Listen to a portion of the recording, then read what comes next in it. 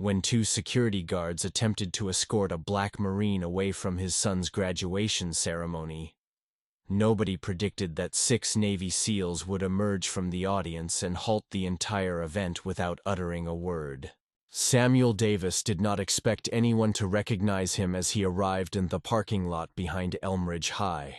The school resembled many others in small Texas communities with weather-beaten red bricks, a handful of flags waving above the entrance, and teenagers hanging around the gym doors.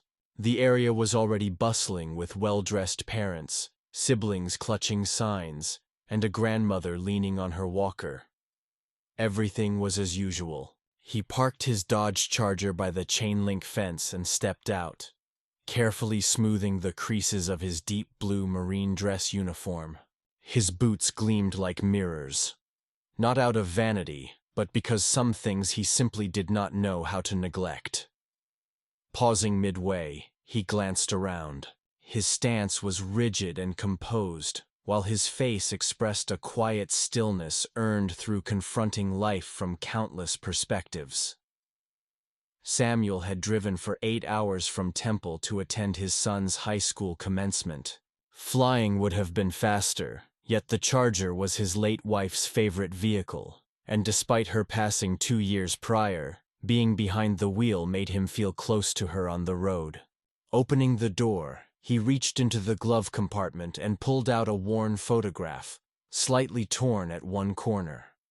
It showed his wife cradling Tyler as a baby. He carefully slipped the picture into the inner pocket of his jacket. "I promised you," he whispered softly, "I wouldn't miss it." The walk to the entrance was deliberate and slow, each step carrying its own significance. His chest swelled with a feeling he couldn't quite name but sensed somewhere between pride and a gentle ache. Inside the gym, it was crowded. Metal folding chairs covered the floor, and the bleachers were already filled beyond capacity. The air carried a faint scent of concession stands, popcorn mingling with the smell of floor polish. The atmosphere was loud, hectic, yet vibrant and full of life. Samuel showed his printed ticket to a volunteer stationed near the door, a short man holding a clipboard and wearing a headset. The man squinted at the ticket, nodded quickly, then motioned toward the 3rd row on the left side. "You're good to go. Family seating up front," he said. "Thanks," Samuel replied firmly, then headed toward the designated row. Along the way, he caught glimpses of other families. Some glanced at him, then did a double look at the uniform before looking away as if they hadn't noticed. One woman offered a small smile and whispered something to the man next to her. Samuel did not react. Having been a tall black man in uniform for many years, he had learned to understand what certain glances meant and what others did not. He found his seat, a plastic chair that wobbled slightly, and adjusted it without complaint. In front of him, the stage was ready. Banners were draped across the gym wall in large silver letters proclaiming the class of 2024. A few members of the school board stood near the podium reviewing notes. Samuel glanced toward the rows of students lined up at the far end of the gym. Tyler was somewhere near the center, tall and slender. 18 years had slipped away just like that, with his mother's eyes in his memory. He recalled holding him the night he was born, still in his uniform, dirt lingering under his nails. He had flown in from Okinawa with merely 4 days of leave, and now here they were. He sat completely still, barely blinking, absorbing every detail. Behind him, people kept arriving. Footsteps echoed, programs shuffled, a loud laugh broke the silence. A man spilled his coffee and muttered quietly. None of it reached Samuel Davis. His focus was narrowed to the stage, the rows of young faces, and the weight of the photograph pressed to his chest. Then the music began, pomp and circumstance, and the crowd rose to their feet. Some students appeared anxious, others smiled brightly. Samuel stood as well, his shoulders firm and his arms resting at his sides. The national anthem followed, and everyone placed their hands over their hearts. Samuel remained unmoved. His very presence was a form of salute. He thought of his wife once again, imagining how she would have wept throughout the entire ceremony, how she would have adjusted Tyler's tie multiple times before letting him leave the house. His gaze stayed fixed ahead. As the final note of the anthem faded, two men in uniform started walking down the side aisle, heading straight toward him. The two security guards moved with clear intent. They were not police. Their badges read Harlan Security Services, and their appearance was ordinary. Black polo shirts tucked neatly into cargo pants, earpieces in their ears, radios attached to their belts. Neither looked older than 31. He was short and broad-shouldered, with a closely shaved head and a tense look. The other man was taller, thin, and chewing gum as if he had somewhere more important to be. Samuel Davis noticed them immediately, but did not show the slightest reaction. His training had taught him long ago that remaining still often carries more authority than making a move. He kept his gaze forward, his hands resting loosely on his thighs. The shorter guard stopped beside him and bent down just enough to be heard. "Excuse me, sir," he said quietly. "We need you to come with us." Samuel slowly turned his head. "Is there a problem?" The taller one stepped forward. "Yes. This area is reserved for families of graduating seniors." Samuel blinked, then reached into his coat pocket and took out the same printed ticket he had shown at the door. "This is my seat. 3rd row on the left side. Family seating confirmed." The shorter guard didn't even glance at the ticket. "We were told it's full." Samuel did not move. "It was full when I sat down as well. Can you tell me who gave that order?" The tall guard shifted uneasily. He hadn't expected such a calm, clear response. "Look, it's not a big deal. There are some extra seats at the back. Let's not turn this into something." "It doesn't have to be." Samuel's eyes narrowed slightly, but without anger, just quiet determination. "I drove 8 hours to watch my son cross that stage. I will be sitting right here." A few heads began to turn. A woman 2 rows away nudged her husband and nodded in their direction. Someone in the stands shifted their phone a little, maybe filming. The short security guard stood straighter and glanced around. "Sir, I will ask once more," he said. "You can ask all day," Samuel Davis replied, his voice dropping, now steadier. "I am not moving." The tall guard clicked his tongue. "Perhaps you would be more comfortable toward the back. That is all we mean." Then it hit Samuel clearly. That phrase was not about logistics or rules. It carried a deeper message, something older and quieter. It was a shadow that had trailed him his entire life. In meeting rooms, waiting areas, porches, even right behind in the cafeteria. A quiet smile barely heard. He remained silent. The atmosphere shifted. The kind of change that happens when people realize a boundary has been crossed. The short guard caught it too. He fiddled with the radio on his belt and spoke softly into the microphone, never breaking eye contact. Samuel stayed seated, staring ahead as if the exchange was done because for him it was. The woman next to him, older with pale skin, leaned close and whispered, "Don't let them move you." He gave a single nod in return without making a fuss. He wanted to witness his son's graduation, like any father would. Yet the guards were still not finished. The tall one's tone lowered again. "Look, if you have an issue, take it up with the school office. We are following orders." Samuel turned his head sharply toward him and said, "What is your name, son?" The guard blinked and said, "It's Officer Malley." "Not officer," Samuel Davis corrected. "Your private security." Another man stepped forward and said, "All right, that is enough if you do not stand up." He did not finish the sentence because at that moment the gym door at the far end clicked open and 6 men entered. They wore no uniforms or badges, only confident postures, squared shoulders, and faces that seemed to have endured tougher challenges than awkward stares and mistaken orders. They did not enter all at once but came in separately, each choosing different spots as if they were unrelated. However, any observer paying attention would notice they moved similarly, scanned the room the same way, and sat equally still, steady and alert. Samuel did not glance back.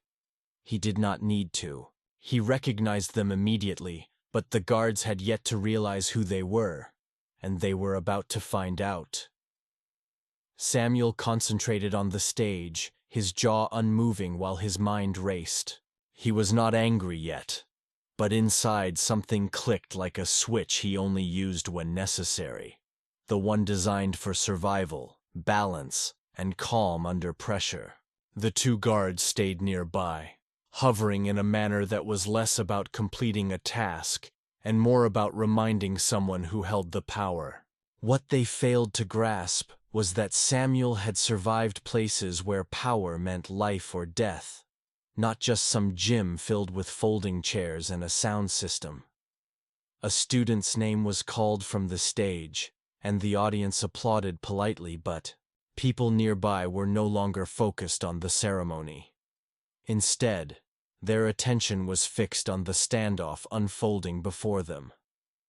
They acted as if ignoring the taller guard, yet their eyes betrayed their true focus. Samuel Davis shifted his position once more, leaning in with a quieter tone. "I'm trying to help you out here. This does not have to get messy."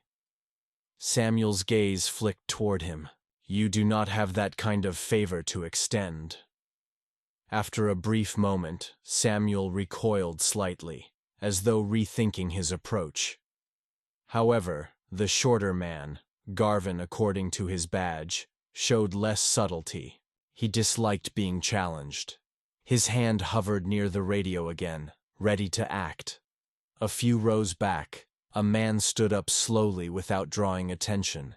He remained silent, arms crossed, observing intently with sharp eyes and a broad, clean-shaven face.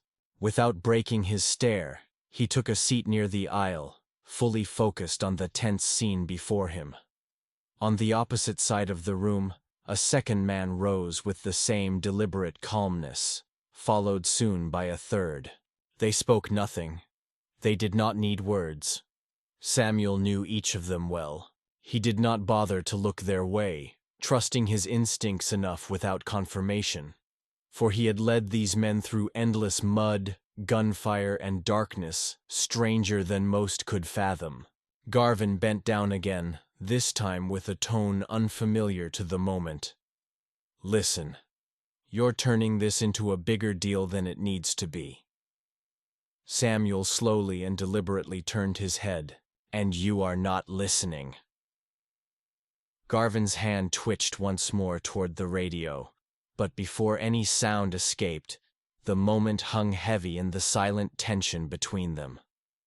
A voice shattered the silence from about 10 feet away. "Is there a reason this gentleman is being disturbed?" It was steady, composed, and calm. The sort of voice that does not raise itself to demand notice, but lowers just enough to make everyone else quiet down. It belonged to a man standing in the middle aisle. He was tall with a salt and pepper beard, wearing a fitted black coat over a gray shirt. His name was Creed Marston.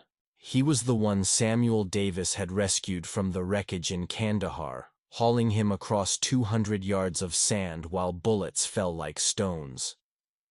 Garvin looked up surprised. "Who are you?" Creed did not reply. He took a step forward. "I asked you a question." Mally raised his hand in protest. "Sir, we have this situation under control." "No," Creed said now with more edge, "you do not." Another man stood from the distant bleachers, then 4 others following suit. Meanwhile, Samuel stayed seated, still silent. The whole left side of the gym was openly watching now. A boy pointed, a teacher gestured to draw focus back to the podium, but the diplomas had lost their hold. Creed moved 1 step nearer. "You are making fools of yourselves and 1 breath away from making things worse." Garvin glanced at Mally, who looked increasingly uncertain.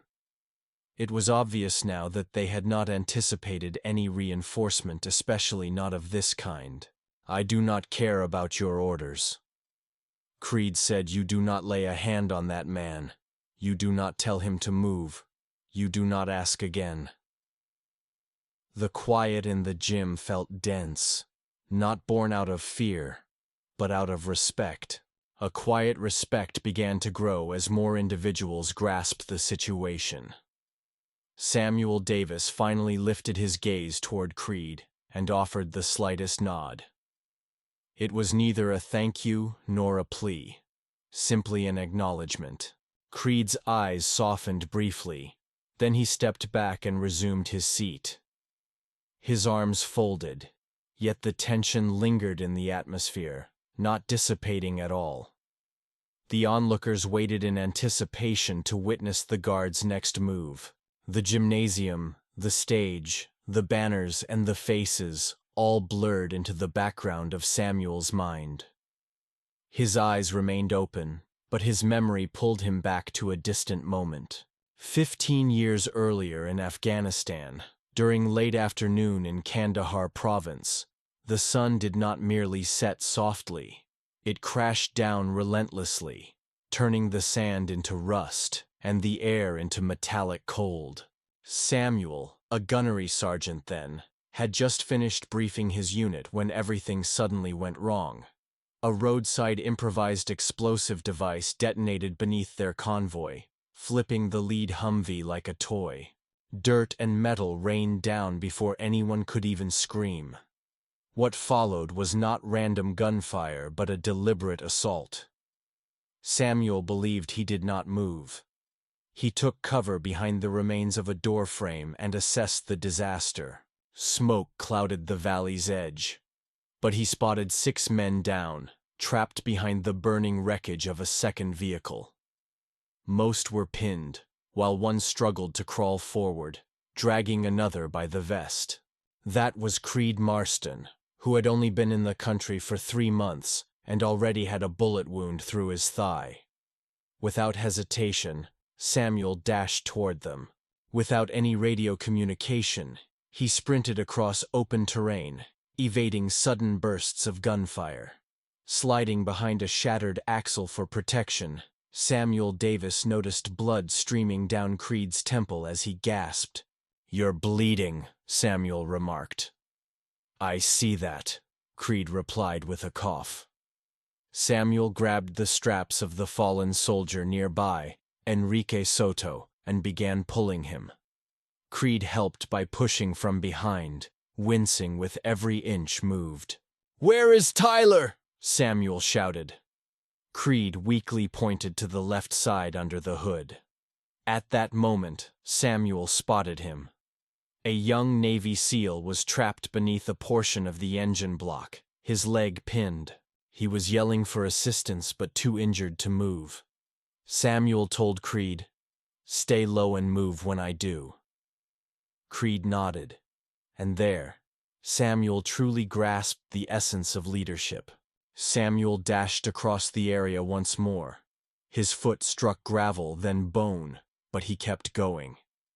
He slid over to Tyler, crouching low to grasp the twisted hood's edge with both hands. It would not budge. "Gunny, don't!" Tyler yelled. I'm fine, but you're not staying here." Samuel planted one foot firmly and pulled with all his strength, his shoulders and ribs aching as the metal creaked. The hood lifted just enough for Tyler to pull free his leg.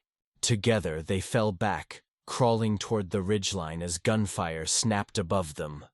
Creed returned with Soto, limping on his uninjured leg, followed by Lim and Horton, their faces smeared with ash and rifles ready.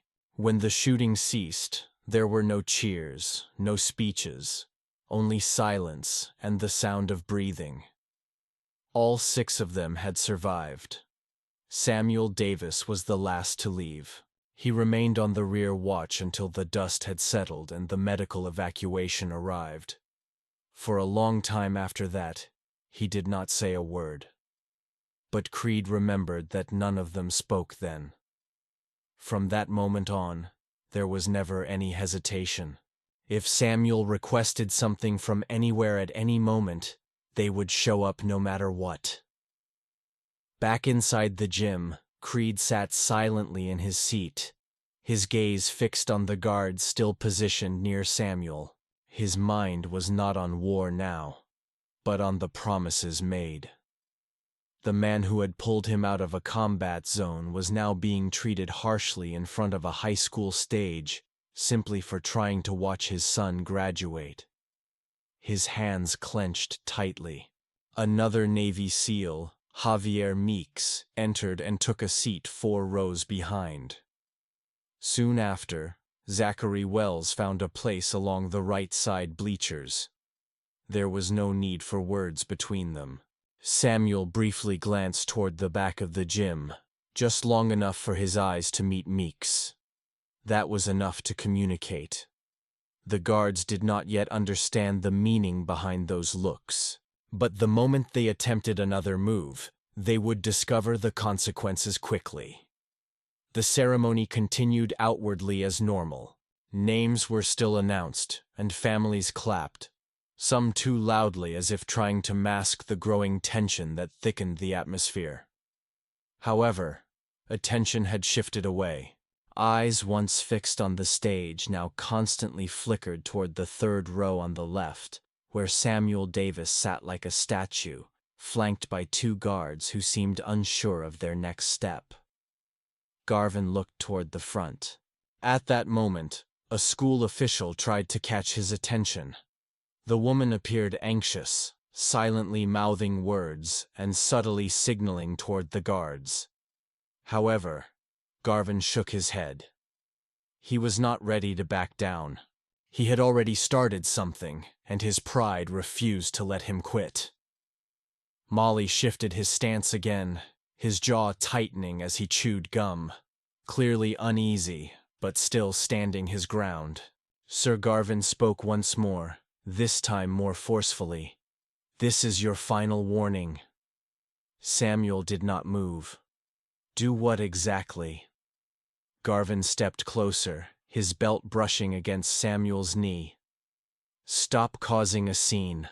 We want no trouble. Just move to the back." Samuel turned his head and stared him straight in the eyes. "You are the only one causing trouble." Garvin's nostrils flared, and then the words escaped him. "You think wearing that uniform makes you better than everyone else? This is a high school, not your base." Silence spread through the rows around them. A little girl stopped fidgeting. A man with a camera held still at mid-zoom. Even Molly took a small step back, as if those words hit harder than anticipated.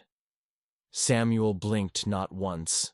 He took a breath, not to calm himself, but to remain steady. "You need to walk away." Garvin did not comply. Instead, his hand dropped to the front of his belt, not touching a weapon but close enough to feel intimidating. That was when Creed rose. He did not shout or make a show. He simply moved into the aisle, slow and deliberate, as if the discussion had suddenly become his concern. The gym was not completely silent, but very quiet. Creed's voice was sharp and unmistakable. "If you touch him, you will answer to me." Garvin turned his head sharply and demanded, "Who exactly are you?" Creed advanced a step and declared, "I am the one ending this right here and now." One of the school board members, observing the situation, leaned over and quietly spoke to the principal. An assistant principal stood up and began heading toward the back of the gym, likely contacting someone through the walkie-talkie attached to her waist. The school staff was beginning to realize that this situation would not settle quietly. Without any formal signal or arrangement, more SEALs gradually rose from their chairs, scattered around the room. Their movements were not coordinated by words, but driven by a shared instinct that activated simultaneously. All 6 were now upright. Garvin scanned the area and understood this was no longer a confrontation with an angry parent. There was something else entirely. These men stood steady, not restless or shifting weight from one foot to another. Their mere presence filled the room with an intense pressure, like the stillness before a fierce storm. Creed stepped closer once more and warned, "You have 2 options. Walk away now, or watch this escalate beyond your control." Mally finally interrupted with a strained voice, urging, "Let's just step back, man." Yet Garvin hesitated. Samuel Davis spoke again, not addressing Garvin directly, but Creed, "Do not waste your breath. His decision is already made." Creed did not smile but lowered his voice for a final time, saying, "Do not confuse quietness with weakness." At last, Garvin took a small step back, just enough to signal retreat. His hand slid away from his belt, his face flushed with embarrassment, but he was both outnumbered and outmatched. The principal appeared by the aisle, speaking softly to the guards. Whatever she conveyed was low in volume, yet resolute. It was enough to make them both head toward the rear exit. They avoided making eye contact with anyone as they left. Samuel exhaled slowly and calmly. Creed returned to his seat silently. All 6 SEALs remained standing. Still, the atmosphere felt heavy with tension, and Tyler Drayson observed every detail from among the grouped students, his fists tight at his sides. Tyler was positioned near the middle of the graduating class, standing between a girl with vivid braids and a boy whose gown repeatedly slid off his shoulders. They tried to concentrate on the ceremony, nervously giggling and reviewing their name tags as if everything was normal. But Tyler's reality was very different. From the moment the anthem ended, he had noticed the 2 guards moving toward his father. Initially, he assumed it was just part of the usual protocol. Perhaps they were assisting someone to their seat. Yet, an uneasy feeling grew deep in his chest, signaling otherwise.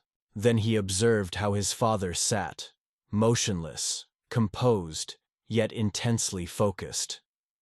He had seen that expression before, the very same when he was 12 and came home in tears because of hurtful words said at school.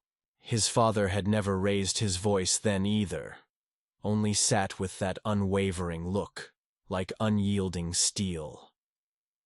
Tyler maintained his gaze on the unfolding scene as best as he could. Though positioned in line, he was unable to hear the conversation. But his body language said it all. He noticed the guards standing unusually close. He saw his father sitting composedly. Then a man rose to his feet, a tall figure dressed in a dark coat. Somehow, Tyler recognized this was more than a mere parent. That man understood his father by the way he moved, how he positioned himself between the guard and the row. It was obvious he had not come for theatrics, but for Samuel Davis. Soon, another man stood, then yet another. It was quiet, yet the atmosphere in the room changed noticeably. Everyone's attention shifted instantly. Tyler's heart began to race. He was not frightened, but swallowed by something else, a blend of pride and fierce emotion. He had grown up hearing fragments of his father's military experiences. Tales, none of the violent details, as his father held those close. Yet snippets came through. A friend who sent cards each Christmas. A scar earned somewhere in the dust. A mysterious box in the garage labeled Kandahar that no one dared open. He never learned the names or faces, but now those men were present, standing as if waiting for this exact moment, as if their loyalty to his father never wavered. Tyler blinked rapidly, fighting the sting behind his eyes. He refused to shed tears here, not now. The line moved up. Some names were called out. Applause slowly resumed like someone pressed play after a pause. Yet the energy in the room was forever changed. It was no longer about decorations or cheers, but about genuine honor. One of the assistant principals tapped Tyler on the shoulder and said something he could not catch, but he simply nodded in response. The student next to him leaned in and whispered, "That was your dad, Tyler." He didn't say a word. No explanation was necessary, because the entire gymnasium had witnessed everything, and now everyone inside the building understood exactly what kind of man Samuel Davis was. In the crowd, Creed remained standing, not searching for approval, nor seeking attention. His gaze was fixed on Samuel, who sat motionless in the identical plastic chair, hands resting calmly in his lap and eyes focused on the stage as if nothing had occurred. But something significant had happened. The rest of the graduates stayed standing as well, not out of showmanship, but out of solidarity. Their quiet presence spoke more powerfully than any microphone ever could. A few parents began clapping louder, almost as if compensating for the earlier tension. The gym had transformed into a living entity, stirred awake by a surge of injustice and held steady by the weight of respect. Samuel remained composed, neither defiant nor resentful, simply present as a father observing his son's journey deeper into adulthood. Yet the moment that would shatter all of this was still on its way. When Tyler's name was finally announced, no one in the room could continue pretending. The line moved more quickly now. Some students fidgeted, adjusted their caps, whispered jokes softly, trying to enjoy the celebration. But Tyler's thoughts were not with them. His mind kept returning to memories of his father. Sitting alone yet surrounded by so many faces, he remained completely composed in that seat, as if it had been crafted especially for him. There was something about the way he carried himself, calm, silent, unwavering. And something even more striking was the way those men, those warriors, naturally gathered around him without anyone telling them to. Tyler suddenly understood for the first time that he never truly grasped the full burden his father bore. Sure, he had seen the photographs and medals stored in the old wooden box, the folded flag neatly placed on the living room shelf. Yet those objects never really communicated anything. They simply existed like ancient artifacts. But today, those memories came alive. Today, they stood right there. The assistant principal called out name after name. Tyler was now 3 people away from the stage. He wiped his sweaty palms on the fabric of his gown and tried to control his rapid breathing. The girl in front of him turned around and gave a nervous smile, asking, "Are you ready, Tyler?" He smiled back a little more than he intended. When it was finally his turn, he walked forward. On the opposite side of the gym, Samuel Davis leaned slightly forward, his eyes fixed on the stage. He didn't applaud every student, not out of disregard, but because his attention was focused solely on the boy in the black robe adorned with red and white honor cords. The boy who bore such a strong resemblance to his mother whenever he smiled. The announcer called one name, then another, and then she paused briefly, cleared her throat, and said with added gravity, "Tyler Drake." The name shook the room. A heartbeat of silence followed before the crowd exploded with applause, whistles, and cheers. What captured attention was not the loudness, but the beat of it. The sound was not chaotic. It was intentional, coordinated, and profound. The 6 Marines still standing raised their hands and applauded in flawless synchronization. Each clap was forceful, not a mere performance, but a tribute. Without a formal salute, their gesture conveyed, "We see you, we recognize your father, and we respect both of you." Tyler walked slowly across the stage, chin raised, step steady. His heart thumped, but it was not from anxiety. It was pride. Pride not only in himself, but in fully understanding the significance of his father's identity and what it meant to bear that name. He accepted his diploma from the principal, shook her hand, and turned to the audience. His gaze sought one person, and found him. Samuel did not wave or stand, but locked eyes with his son, and offered the smallest, most profound smile of the day. Tyler gave a single nod and stepped down from the stage. The applause continued. Parents who had remained silent during the ceremony suddenly clapped enthusiastically. Some stood, and a few wiped away tears, unsure why exactly, but feeling they had witnessed something truly important. Samuel leaned back in his seat and let the moment engulf him. He was not the type to shed tears in public, yet inside, something relaxed. Not sorrow, not pain, but a release felt only when a circle closes, even if never fully. The other names were still called, but from that instant onward, something changed for every student crossing the stage. He moved forward in the wake of what had just taken place. Not because it was sensational, not because it went viral, but because it was genuine. Yet, the tale did not conclude with the applause. When father and son reunited outside the gym, it was going to be more than a simple proud embrace. It represented the transfer of something far more profound. The final name was announced 20 minutes later. Everyone rose as the graduating group tossed their caps. They shouted with relief and embraced like they had been apart for ages. Phones were raised, cameras captured the moment, and balloons floated above the crowd. As the students began exiting through the gym's double doors toward the rear parking area, Samuel did not move immediately.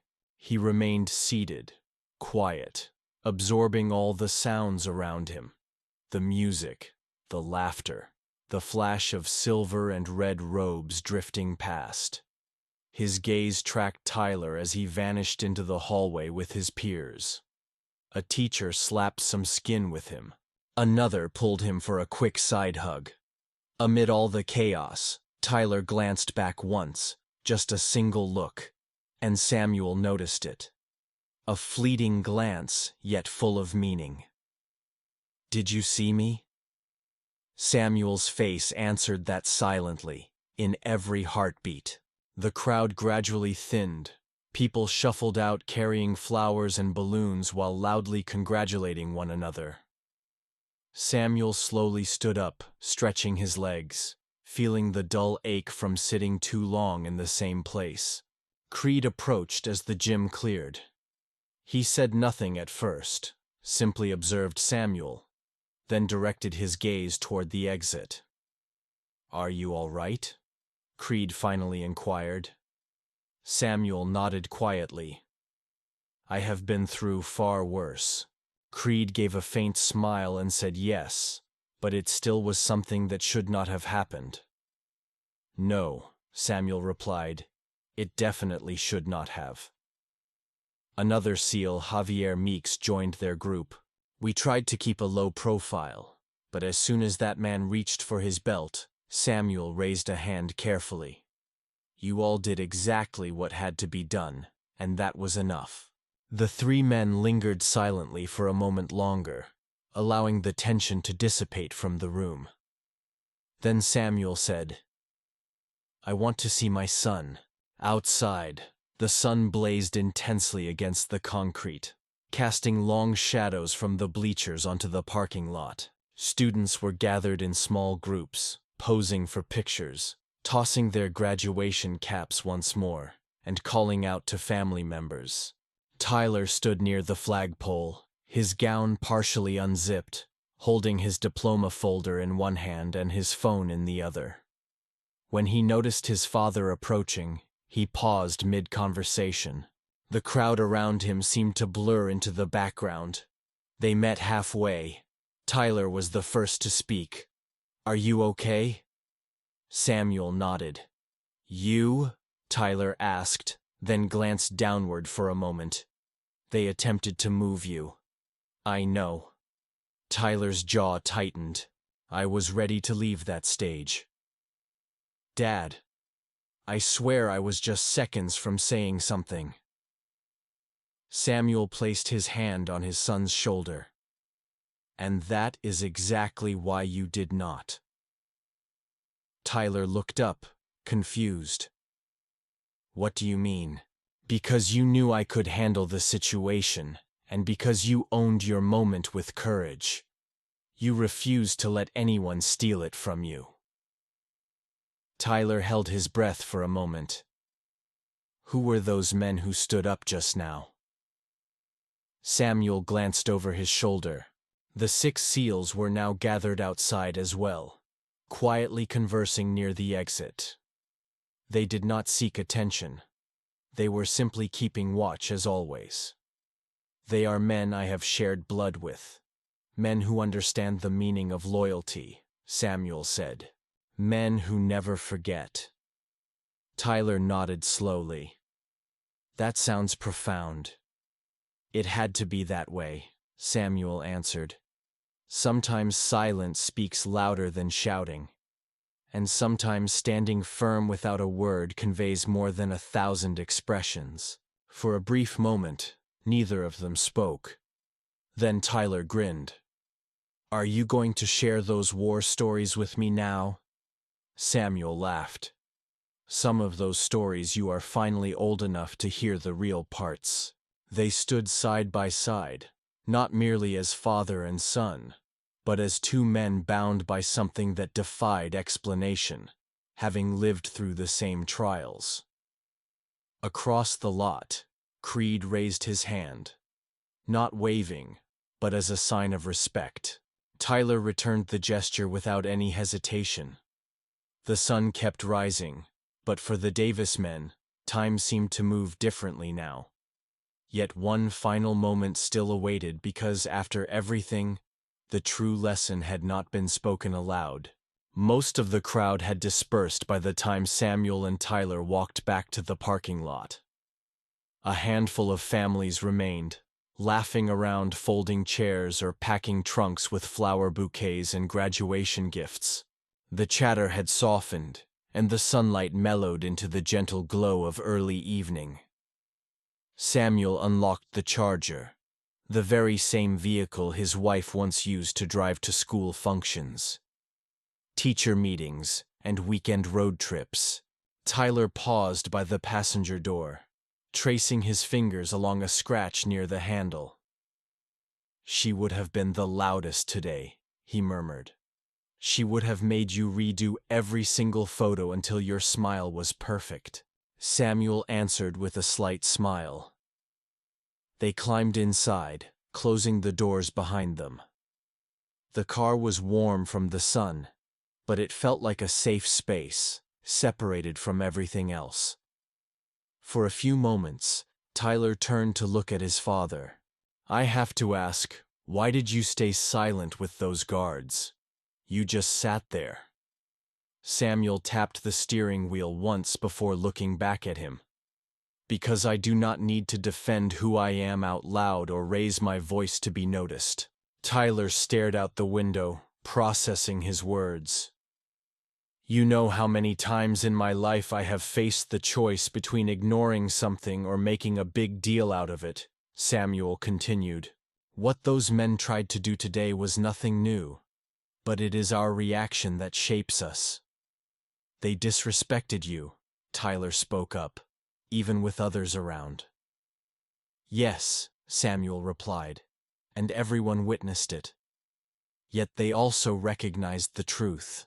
They saw 6 men who had every reason to be elsewhere standing up, not because I asked them to, but because they understood the significance of that moment.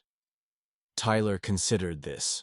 Samuel said, "Life will give you countless chances to respond with anger, and sometimes that anger is deserved. But most of the time, silence hurts more deeply, and dignity leaves a longer impression, because that is what people truly remember." He reached inside his jacket and took out the folded photograph, the one of Tyler as an infant with his late wife holding him close. "I carried this with me all through Kandahar, through losing your mother, and now I carry it here today. Not because it gives me courage, but because it reminds me of what truly deserves protection." Tyler's voice lowered. "You always knew someone was there for you." Samuel smiled. "I didn't have to know. I simply trusted. True men don't disappear when the situation gets difficult. They show up and stand their ground." There was a moment of silence before Tyler spoke again. "I want to be like that. Like you." "You already are," Samuel replied. "You walked that stage with honor. You didn't let anger ruin your moment. You stayed steady even when everything around you tried to shake you." Outside the car, the final members of the SEALs were climbing into their vehicles. Creed cast one last glance at the Charger before driving away. Samuel nodded once. No words, just a quiet recognition of something lasting. Tyler leaned back in his seat. "So what happens now?" Samuel turned the key in the ignition. The engine roared to life. "Now we head home and you get to pick dinner." Tyler smiled. "Waffle House." Samuel laughed naturally. As they pulled out of the parking lot, the school vanished behind them. But the memory of what took place inside that gym would not fade anytime soon for any of those present. For Tyler, that day would signify something far more important than a diploma. It was the day he truly understood. Manliness is not about how loud you are, but entirely about the way you present yourself. When the attention of others fades away, some individuals raise their voices just to be noticed. Meanwhile, others remain quietly composed and leave an unforgettable impact. If this tale resonated with you, please remember to subscribe. Pass it along to someone who might need a reminder of what genuine power truly means.